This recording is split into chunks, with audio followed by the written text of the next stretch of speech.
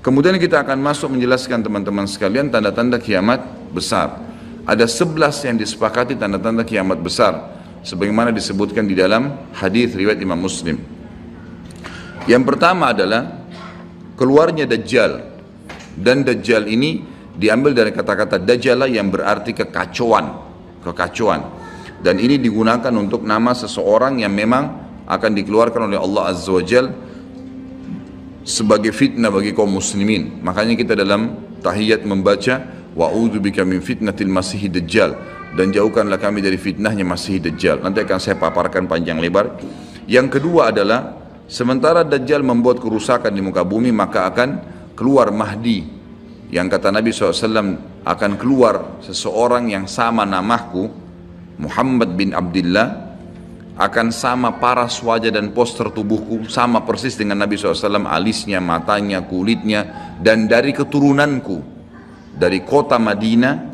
Jadi kan sebagian ulama hadis mengatakan ini kemungkinan dari turunan Hasan radhiyallahu anhu, karena memang sekarang yang banyak di Madinah itu turunan Hasan radhiyallahu anhu. Maka dia akan keluar dan Allah mengubahnya dalam sehari semalam. Kemudian dia keluar dari Madinah ke Mekah, lalu dibaiat dengan 300 orang, lalu kemudian mereka membentuk pasukan untuk mengejar Dajjal. Kemudian yang ketiga, pada saat itu, nanti akan saya jelaskan panjang lebar, ini garis umumnya dulu. Yang ketiga akan turun Nabi Isa alaihissalam. Pada saat pasukan Mahdi sudah sampai di masjid, ya, Menara Putih, dikatakan, dan subhanallah, masjid itu kata ulama hadis ada sekarang di Damaskus, di ibu kota Syria. Ada masjid yang disebutkan Menara Putih, dan Nabi SAW sebutkan dengan nama Menara Putih. Nanti mereka akan singgah sholat asar situ, lalu Isa alaihissalam turun.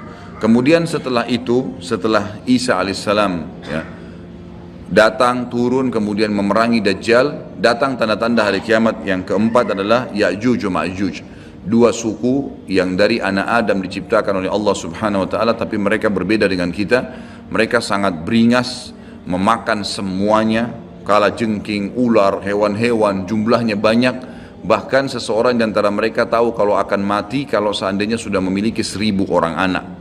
Dan mereka akan membuat kerusakan, membunuh semua yang ditemui. Kafir, beriman, tidak ada urusan. Selain mereka akan dibunuh. Ini ada ciri-cirinya. Ya, ada ciri-ciri yang akan saya sebutkan nanti. Ringkas cerita, mereka akan buat kerusakan dan Allahu a'lam berapa lama di situ. Isa alaihissalam dan kaum mukminin akan sembunyi di gunung-gunung, dan mereka akan mati bukan dengan peperangan dengan kaum mukminin, tapi dengan doa Isa alaihissalam yang berdoa, lalu Allah matikan mereka dengan satu kali mati. Maka semua miliaran orang yang Ya'juj ini mati tiba-tiba. Kemudian Isa alaihissalam pun berdoa kepada Allah agar dihilangkan jenazah mereka, karena seluruh bumi ini dipenuhi dengan jenazah mereka. Sampai disebutkan dalam hadis mereka akan turun di sebuah sungai Tibriyah di wilayah Syam. Mereka minum sungai tersebut, orang terakhir mereka datang sudah nggak temukan lagi ada airnya, saking banyaknya jumlahnya. Dan saya pernah tanyakan ke dosen saya sendiri waktu tingkat 3 kuliah bicara masalah Ya'juj Ma'juj ini, saya bilang, Syekh, apakah ada orang dari kita yang ikut dengan pasukan mereka? Maka syekhnya mengatakan sama sekali tidak ada, karena kita beranjak daripada hadis Nabi SAW, seseorang yang antara mereka tahu dia akan mati kalau sudah punya 1000 orang anak, dan mereka akan membunuh semua selain mereka. Jadi ada ciri khasnya sendiri. Kemudian setelah mereka mati pun Isa alaihissalam berdoa, lalu Allah SWT datangkan burung-burung yang besar dari arah barat yang mencengkram mereka satu-satu, lalu dibuang ke lautan ke arah timur. Kemudian Allah turunkan hujan yang membersihkan kotoran-kotoran mereka. Jadi sudah ada tanda-tanda kiamat pertama Dajjal, nanti akan saya ceritakan ceritanya. Kemudian ada Mahdi keluar dari Madinah, kemudian turunnya Isa alaihissalam, kemudian Ya'juj Ma'juj. Setelah berjalannya waktu, maka akan terjadi orang-orang kufur kembali kepada risalah langit. Setelah pada saat itu Isa alaihissalam sudah meninggal dunia, sudah mulai sebenarnya tentram, orang sudah mengenal Allah, tapi dengan berjalannya waktu manusia mulai lalai, mulai lagi kembali menyembah berhala, mereka lagi berbuat zina, mereka melakukan kekacauan. Maka keluar tanda-tanda kiamat besar yang kelima, yaitu keluarnya dabbah atau hewan melata. Yang hewan melata ini akan keluar dari tanah, berbentuk seperti hewan, tapi dia bisa berbicara, dan dia membawa cap yang dia mencap orang beriman dan orang kafir. Setiap kali mereka buat kesalahan, ya diingatkan oleh dabbah ini, kalau kamu sedang lalai dari jalan Allah, kembalilah. Dan itu tadi yang ayat yang kita bacakan, surah An-Naml ayat 82. Kemudian setelah itu datang tanda-tanda kiamat yang keenam. Setelah keluarnya dabbah, maka akan terjadi 6, 7, 8 sekaligus tanda-tanda kiamat ini, yaitu terjadinya longsor besar di wilayah timur Jazirah Arab, tepatnya wilayah timur itu Irak, Iran, Afghanistan, Rusia, itu wilayah timur Jazirah Arab. Akan terjadi longsor besar yang tidak bisa lagi ditutup. Dan terjadi juga longsor besar, tanda-tanda kiamat yang ketujuh, itu adalah di Jazirah Arab dan juga terjadi di wilayah baratnya Jazirah Arab, yaitu wilayah Afrika, dan ini juga akan longsor besar gitu kan. Kemudian terjadilah tanda-tanda kiamat yang selanjutnya, yang ke berapa? 9, keluarnya api dari wilayah Ka'rul Aden namanya, atau wilayah padang pasirnya wilayah Aden. Aden salah satu kota di Yaman gitu kan. Dan sekarang ini sudah ada diangkat di YouTube, dicuplikan, dan saya pernah lihat sebagian padang pasir wilayah Aden ini yang disebutkan dengan Ka'ril Aden itu memang tidak ada orang yang tinggal situ karena panasnya gitu kan. Dan ada wilayah padang pasir yang sempat terbelah, dan mereka melihat dan diteliti secara ilmiah di bawah itu ada api yang sangat besar. Jadi ini sudah disebutkan dalam hadis Nabi sallallahu alaihi wasallam. Kemudian selanjutnya akan terbit matahari dari barat sebagaimana dia biasa terbenam dari situ. Ini ada berapa? 10 ya? Berarti ada satu yang tertinggal ya. Iya, keluarnya asap, maaf. Jadi sebelum terjadinya longsor 6, 7, 8 tadi, yang keenamnya itu adalah kelihatannya kabut. Di seluruh muka bumi ini akan terjadi kabut yang menutupi bumi ini, dan semua dunia ini akan melihat kabut itu dalam beberapa waktu. Inilah 11 tanda-tanda kiamat besar. Baik, kita akan rincikan dengan izin Allah satu persatu. Kalau terjadinya atau keluarnya Dajjal, ini disebutkan dalam banyak hadis, banyak sekali, dan ini yang paling banyak diingatkan. Di antaranya hadis Bukhari yang berbunyi, kata Nabi SAW, tidak ada seorang Nabi pun kecuali sudah mengingatkan kaumnya tentang si buta sebelah kanan ya. Jadi memang dia cirinya buta sebelah kanan. Dajjal memiliki ciri khas, rambutnya keriting, kemudian kulitnya mendekati hitam ya. Jadi sawo matang, badannya kekar, kemudian dahinya lebar ya. Dan orangnya mata kanannya rusak seperti anggur yang sudah rusak. Dan kata Nabi SAW, ingatlah dia akan mengaku sebagai Tuhan, dan ketahuilah Tuhan kalian Allah tidak buta sementara dia buta. Kemudian orang-orang pada bertanya, ya Rasulullah, bagaimana bisa orang mengikutinya? Kata Nabi SAW, pada saat itu dunia akan ditimpa kelaparan, dan Dajjal memiliki bergunung-gunung makanan. Ini bahasa wahyunya begitu. Allahu alam seperti apa, yang jelas dia bergunung-gunung memiliki makanan, dan dia akan melewati seluruh muka bumi ini. Tidak ada satu tempat pun kecuali dia akan lewati, melainkan akan dilewati kecuali Madinah dan Mekah. Itu yang dia tidak bisa masukin. Dajjal akan membuat kerusakan di muka bumi 40 hari. Satu hari pertama seperti setahun, satu hari kedua seperti sebulan, satu hari ketiganya seperti sepekan, dan sisa harinya seperti hari-hari kalian. Berarti setahun, 2 bulan, 2 pekan. Dan ini kemungkinan kata sebagian ulama, dia akan menggunakan teknologi yang ada sekarang. Karena Nabi SAW mengatakan akan keluar Dajjal dari wilayah Yahudiyah di Khurasan. Wilayah Yahudiyah ini subhanallah, sekarang di Iran ada satu perkampungan namanya Yahudiyah, diberikan nama itu, dan mayoritas penduduknya orang Yahudi. Kata Nabi SAW, Dajjal akan keluar dari wilayah Yahudiyah di Khurasan. Khurasan itu Iran gitu kan. Dan sekarang ini sudah ada, semua ini ada. Tidak mungkin salah sabda Nabi SAW. Dikatakan akan keluar dan diikuti dengan 70.000 orang Yahudi. Dan sebagian ulama hadis mengatakan pada saat itu teknologi sangat canggih seperti sekarang, lebih canggih lagi, gitu kan? Sehingga Dajjal mengelilingi muka bumi ini dengan 1 tahun 2 bulan 2 pekan itu sudah kelilingi seluruh dunia. Dan setiap kali kata Nabi SAW dia memasuki sebuah wilayah dan orang-orang beriman padanya, maka wilayah itu akan subur, turun hujan dari langit. Perekonomian mereka, ya, perkebunan, peternakan, semua akan subur. Dan setiap wilayah yang ditinggalkan oleh Dajjal tidak mau beriman, maka akan susah, hujan tidak turun dari langit, hasil mereka mengurang dan seterusnya. Jadi memang ini sabda Nabi SAW, disuruh kita menghindar, bukan melawannya. Dajjal akan terus membuat kerusakan di muka bumi dan banyak sekali pengikut-pengikutnya. Kata sebagian ulama hadis, beritanya akan merambak sangat cepat dan banyak pengikutnya karena menggunakan media. Kemungkinan menggunakan media kayak kisah sekarang merambat luar biasa, mudah ditangkap informasinya. Dajjal akan dikenal oleh orang-orang, Jadi orang-orang akan banyak yang tidak beriman sama Allah, yang munafik, semuanya ikut. Termasuk ada yang mengaku Islam tapi munafikin menjadi pengikutnya Dajjal. Ya.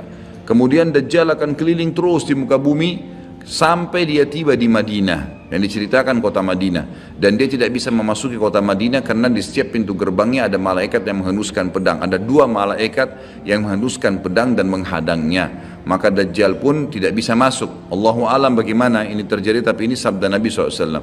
Lalu Dajjal pun mencari gunung tertinggi yang ada di sekitar perbatasan Madinah. Sebagian ulama yang pernah saya tangkap bahasa mereka mengatakan batas Madinah yang paling mudah dijangkau dan masuk adalah Wadi Aqiq. Wadi Aqiq sebuah lembah yang kebetulan dulu berada di depan kampus kami. Gitu kan. Jadi di situ dianggap kalau sudah keluar dari situ berarti sudah keluar dari wilayah haram itu sendiri. Allahu alam, ini ijtihad tentunya, tapi yang jelas Dajjal akan naik ke atas sebuah gunung, kemudian dia berkata kepada para pengikutnya, apakah kalian melihat istana putih itu? Maka mereka semua melihat ke arah Masjid Nabawi, lalu mereka mengatakan iya. Kata Dajjal, itulah istananya Muhammad yang aku tidak bisa jangkau. Dan subhanallah sekarang Masjid Nabawi warnanya seperti istana putih, gitu kan? Tanpa disadari dengan menggunakan marmer putih besar, begitu juga dengan perluasannya nanti. Memang kalau dari kejauhan seperti istana yang sangat mewah, gitu kan? Ringkas cerita, Dajjal pun akhirnya sebelum pergi, dia sempat menyentakkan kakinya, kata Nabi SAW, sehingga membuat terjadilah gempa di Madinah dan membuat seluruh orang munafik di Madinah keluar jadi pengikutnya. Jadi gempa dan hanya tinggal di sana orang-orang beriman. Hanya tertinggal di sana orang-orang yang beriman. Lalu keluarlah sebelum Dajjal pergi, keluarlah satu anak muda yang kata Nabi SAW orang terbaik pada saat itu. Orang terbaik pada saat, orang yang paling luar biasa imannya. Masih muda di sini ulama mengatakan istilah syab dalam bahasa Arab bisa dari mulai balik 12 tahun sampai 40 tahun. Nanti keluar seorang anak muda yang diistilahkan syab antara umur ini, kemudian keluar dan sempat melihat Dajjal. Maka Dajjal pun mengatakan menangkapnya segera dan mengatakan saya Tuhanmu. Maka orang tersebut mengatakan kau adalah Dajjal yang telah diceritakan oleh Nabi SAW. Karena dalam hadis yang lain dikatakan setiap orang mukmin bisa melihat di dahinya tulisan kafara yang berarti kufur. Dia bisa membaca bahasa Arab atau tidak, tapi dia akan bisa membaca dengan hikmah Allah. Matanya orang mukmin bisa melihat itu sehingga dia tahu ini adalah Dajjal. Kemudian Dajjal pun mengambil gergaji dan membelah 2 dari kepala sampai kemaluannya, sehingga anak muda itu terbelah 2 dan Dajjal melewati tengah-tengahnya dan seluruh pengikutnya bersorak-sorak. Lalu Dajjal berkata, bangkitlah, bangkit kembali bersatu. Lalu kata Dajjal, apa kau sudah yakin saya Tuhanmu? Maka Dajjal mengatakan, maka anak muda itu mengatakan, justru saya tambah yakin kau adalah Dajjal. Setelah itu dia berusaha membunuhnya tapi dia tidak mampu lagi. Allah sudah selamatkan. Maka Dajjal pun meninggalkan lokasi tersebut. Lalu puncaknya Dajjal menuju ke Palestina. Dan dia akan bermarkas di sebuah tempat namanya Babulut. Babulut dalam hadis. Subhanallah, sekarang ini sudah ada kota di Israel yang mereka rebut wilayah Palestina, sebuah seperti kecamatan, ya, kalau yang saya tangkap, saya depan ada cuplikannya, itu ternyata diberikan nama Babulut oleh orang Yahudi. Dan ini disebutkan dalam hadis dengan lafaz itu Babulut, ya, Bablut, gitu kan. Ini subhanallah saya lihat cuplikannya Babulut, gitu. Ini luar biasa nih, seperti sabda Nabi SAW. Dan sekarang mereka lagi fokus membangun, menjadikan wilayah itu wilayah yang paling mewah di Israel. Subhanallah, gitu kan. Dajjal akan menuju ke sana, dan sementara dia menuju ke sana, setiap wilayah yang dia lewatin, salah satunya disebutkan dalam hadis Bukhari adalah dia akan melewatin satu wilayah yang sangat banyak masyarakatnya. Ya Allahu alam ini di mana? Apakah di wilayah Cina? Apakah di pokoknya masyarakat komunitasnya paling besar. Kita tahu sekarang Cina sama India ini tempat yang sangat luas. Banyak masyarakatnya, dia akan melewati wilayah yang banyak masyarakatnya, lalu kemudian dia berkata kepada pemimpinnya, Allahu alam, ini presiden kah, raja kah, kepala suku kah, dia akan berkata bahwasanya saya Tuhanmu. Maka orang itu mengatakan, apa buktinya kau Tuhan saya? Dia bilang, bagaimana kalau saya hidupkan kedua orang tuamu? Apa kau akan percaya saya Tuhanmu? Maka orang itu berkata, tentu saja. Ada Dajjal, tunjukkan kuburannya. Ditunjuk kuburannya, lalu Dajjal mengatakan, keluarlah. Maka keluarlah orang tuanya dan berkata ibu ayahnya, ikutlah pada orang ini ikutlah pada ini karena dia adalah Tuhanmu. Maka akhirnya kepala suku atau kepala negara itu pun menyatakan ikut dan seluruh masyarakatnya ikut. Jadi luar biasa, miliaran orang jadi pengikut Dajjal pada saat itu. Maka Nabi SAW sudah membongkar buat kita itu, berkata apa? Itulah dua syaitan yang menjelma untuk menipu manusia, dan itu puncak terakhir sekali sebelum Dajjal menuju ke Israel. Lalu kemudian dia menuju ke Palestina, tapi disebutkan Israel, dikatakan Palestina dalam hadis. Lalu menuju ke sebuah wilayah yang namanya Babulut tadi. Lalu Dajjal berpesta pora di sana dengan pengikut-pengikutnya, mentuhankan dia berikan makanan, kaya raya, segala macam dia bisa lakukan, fitnah gitu kan. Akhirnya keluarlah pada saat sementara dia berjalan ke Babulut dan tiba di Babulut, keluarlah di Madinah Mahdi. Dan Mahdi ini adalah keturunan Nabi SAW tadi saya bilang, keluar dari Madinah. Kemudian Allah memperbaiki dia dalam sehari semalam. Kata sebagian ulama hadis, Allah berikan petunjuk sehingga dia menjadi baik langsung gitu kan. Tadinya dia faham agama tapi belum diaplikasikan, sekarang dia langsung Allah SWT ubah menjadi orang yang saleh dalam sehari semalam. Lalu kemudian dia jalan, ada banyak riwayat yang menyebutkan ciri-cirinya. Di telapak tangannya ada seperti bekas ya, tanda lahir. Tapi yang jelas yang paling mendasar mirip dengan Nabi SAW, alisnya seperti busur panah, kulitnya putih, orangnya tinggi besar, kekar gitu kan. Dan tadi turunan Nabi SAW namanya Muhammad bin Abdullah. Maka dia pun akhirnya didatangi oleh orang-orang yang pada saat itu sudah tahu tentang keluarnya Dajjal, sudah informasi menyebar. Maka mereka juga sudah tahu ada orang yang akan membentuk pasukan dari Madinah namanya Muhammad bin Abdullah. Lalu mereka carilah keturunan Nabi SAW itu, lalu ditemukan. Lalu mereka mengatakan, engkau lah yang telah ditunjuk oleh Nabi SAW. Maka keluarlah memimpin kami untuk memerangi Dajjal. Dia pun awalnya menolak sampai dia pergi ke Mekah, kata Nabi SAW, lalu diikuti oleh 300 orang masyarakat membaiatnya. Lalu terbentuklah pasukan muslimin yang tidak tahu Allahu alam berapa jumlahnya pada saat itu. Lalu mereka menuju ke Palestina, melewati negeri Palestina, melewati negeri Syria, dan akhirnya mampir di Masjid Darul Baidha tadi, menara putih yang tujuannya untuk mengerjakan sholat asar. Dan pada saat itu terjadilah tanda-tanda kiamat besar ketiga. Isa alaihissalam akan turun. Kata Nabi SAW, Isa alaihissalam akan turun, rambutnya basah, meneteskan air dan memegang dua sayapnya malaikat. Sebagian ulama hadis mengatakan pada saat itu kaum mukminin akan melihat malaikat yang membawa Isa alaihissalam. Kemudian dia turun dan dia masuk. Kemudian kata Nabi SAW, Mahdi adalah satu-satunya orang, ya, salah satu orang yang Nabi sholat jadi makmum di belakangnya. Karena waktu turun Nabi Isa, orang sudah tahu semua ini akan turun, lagi berkumpul gini mau sholat, pas mau iqamah sholat Isa alaihissalam turun. Dan orang-orang sudah mengatakan Isa sudah datang. Jadi informasi pasti, bukan lagi yang diragukan, bukan masih nebak ini Isa atau bukan, mereka sudah tahu. Turunnya kelihatan dan mereka masuklah. Lalu kemudian Mahdi mengatakan, silakan memimpin hai Nabiullah. Kata Nabi Allah, imam dari diri kalian, dari kalian sendiri, dari kaum muslimin. Maka akhirnya dia pun menjadi imam. Kemudian terbentuklah pasukan tersebut, tiba di Babulut. Saya tutup dengan kisah Babulut ini. Pada saat tiba di Babulut, ya, tiba di Palestina, maka Dajjal tidak tahu yang datang ini siapa. Disebarkan berita oleh pengikutnya mengatakan, hai Dajjal, sudah datang pasukan yang ingin memerangi kita.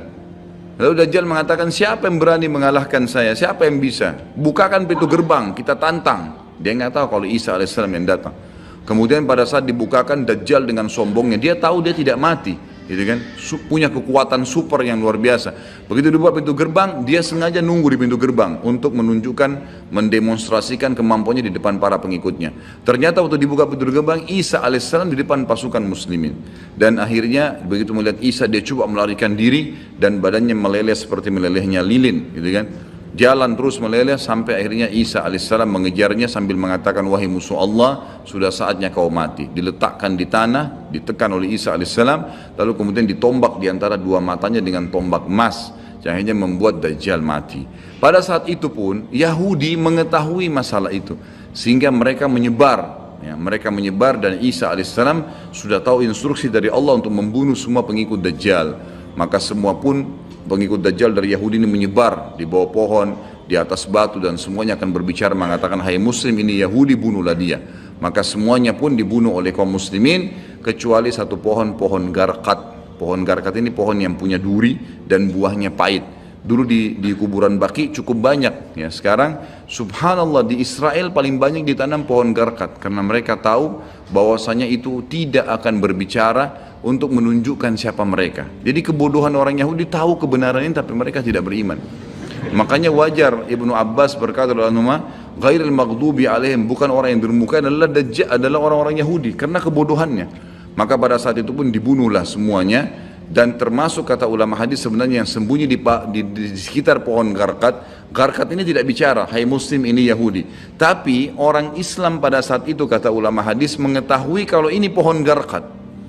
Mengetahui kalau ini pohon garkat. Jadi memang sudah punya gambaran. Sehingga walaupun sembunyi di pohon garkat tetap akan dibunuh oleh kaum muslimin.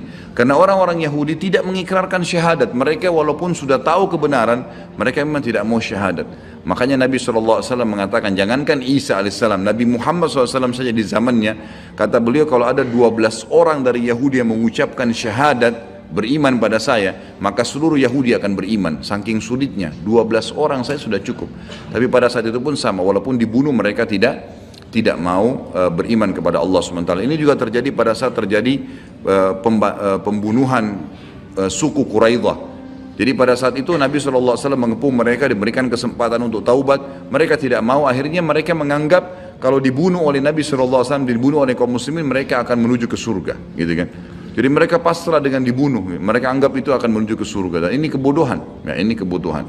Maka pada saat itu selesailah urusan orang-orang Yahudi ini, dan Isa AS akan memimpin di muka bumi selama, ada riwayat mengatakan 7 tahun, ada yang mengatakan 40 tahun.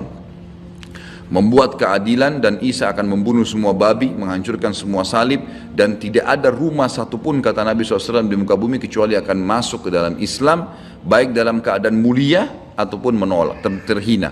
Jadi sudah tidak ada, seluruh muka bumi ini akan jadi Islam pada saat itu.